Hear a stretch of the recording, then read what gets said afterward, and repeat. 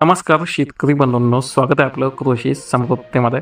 आणि मित्रांनो, ज्याप्रमाणे आपण थंबनेल टाकलं पाहिलं आहे त्याप्रमाणे 24 तासाच्या आत आपल्या शेतकरी बांधवांच्या वैयक्तिक कर्ज खात्यामध्ये कर्जमाफीची रक्कम जमा व्हावी यासाठी आपल्या शासनाने अतिशय महत्त्वाचा निर्णय जो आहे तो घेतला आहे. आणि त्याची माहिती आपण या व्हिडिओच्या माध्यमातून पाहणार आहोत. आणि त्यामध्ये जर चॅनलवर नवीन असाल तर ताबडतोब आताच्या आता चॅनलला सबस्क्राईब करून सोबतचं बेल आयकॉन दाबायला अजिबात विसरू नका. कारण की मित्रांनो, आपल्या राज्यातील शेतकरी बांधवांना मोठा दिलासा देणाऱ्या पुण्यश्लोक अहिल्यादेवी होळकर शेतकरी कर्जमुक्ती योजना 2026 अंतर्गत पात्र लाभार्थ्यांना लाभ मिळवून देण्यासाठी राज्य सरकारने प्रत्यक्ष पावले उचलण्यास सुरुवात केली आहे.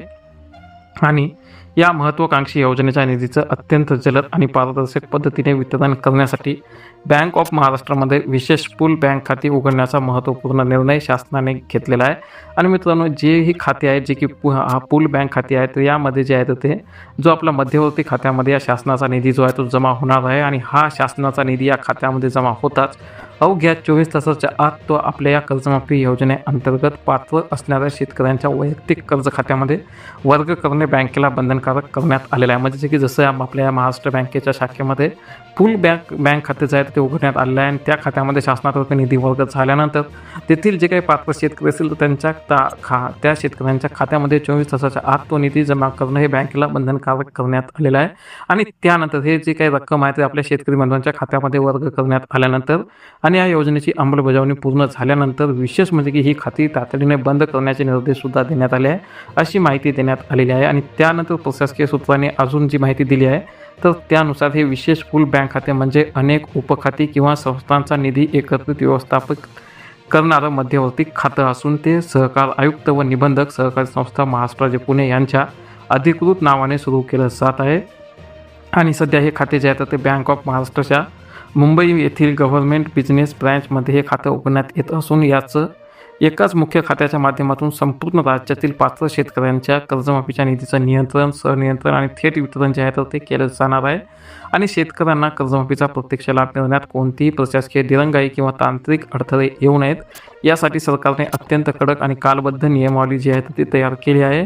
आणि शासनाकडून या मुख्य पूल बँक खात्यामध्ये पैशाची तरतूद जमा झाल्यानंतर बँक प्रशासनाला तो निधी पुढील 24 तासाच्या आत संबंधित शेतकऱ्यांच्या कर्ज खात्यामध्ये थेट हस्तांतरित करावा लागणार आहे. आणि या संपूर्ण प्रक्रियेची आणि योजनेची अंमलबजावणी महाआयटीच्या अत्याधुनिक ऑनलाईन प्रणालीद्वारे जी आहे ती केली जाणार असल्याने संपूर्ण प्रक्रियेमध्ये कमालीची पारदर्शकता राहणार असून मानवी हस्तक्षेपाला आणि भ्रष्टाचाराला कोणताही वाव यामध्ये राहणार नाही. आणि हे विशेष पूल बँक खात्याचा वापर केवळ आणि केवळ फक्त पुण्यश्लोक अहिल्यादेवी होळकर शेतकरी कर्जमुक्ती योजना 2026 अंतर्गत येणाऱ्या व्यवहारासाठीच करणे कायद्याने बंधनकारक आहे. आणि अन्य कोणत्याही शासकीय, विभागीय किंवा खासगी उद्देशासाठी या खात्यामधील निधी वापरण्यास किंवा इतर व्यवहारांसाठी हे खाते वापरण्यास सरकारकडून जे आहे ते सक्त मनाई करण्यात आली आहे. आणि या योजनेचा शेवटचा व्यवहार पूर्ण होताच म्हणजे राज्यातील अंतिम पात्र शेतकऱ्यांपर्यंत कर्जमाफीचा लाभ पोहोचताच हे तात्पुरते पूल बँक खाते जे आहे ते तातडीने बंद करण्याचे आदेश सहकार विभागाने जारी केले आहेत.